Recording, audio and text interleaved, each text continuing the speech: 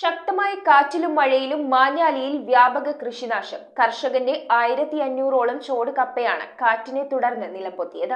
മാഞ്ഞാലി മാട്ടുപുറത്തുണ്ടായ ശക്തമായ കാറ്റിലും മഴയിലും വ്യാപക കൃഷിനാശം. അയ്യാലിൽ അബ്ദുവിന്റെ 1500ഓളം കപ്പയാണ് കടയോടെ നിലംപൊത്തിയത്. 25,000ത്തെ കാറ്റും മഴയിലും എൻ്റെ 1500 കട കൊള്ളിയോളം വീണ് നശിച്ചുപോയി. എനിക്ക് 10-75,000 രൂപ ഇതിന് നഷ്ടമുണ്ട്.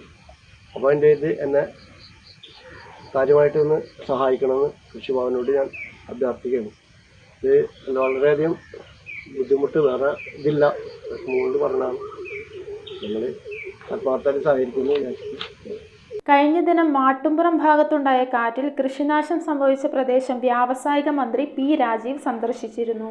തൊട്ടടുത്ത ദിവസമാണ് മഴ കൂടുതൽ കനത്തതോടെ വീണ്ടും ഈ പ്രദേശത്ത് വ്യാപകമായി കൃഷിനാശമുണ്ടായത്. കപ്പ കൃഷിയിൽ ഏകദേശം 75,000 രൂപയുടെ നഷ്ടം സംഭവിച്ചതായാണ് കണക്ക്. കൃഷിഭവനിൽ നിന്നുള്ള സഹായം ലഭിക്കുമെന്ന പ്രതീക്ഷയിൽ പരാതിയുമായി കാത്തിരിക്കുകയാണ് ഇവിടുത്തെ ഭൂരിഭാഗം കർഷകരും. News bureau, Aluva.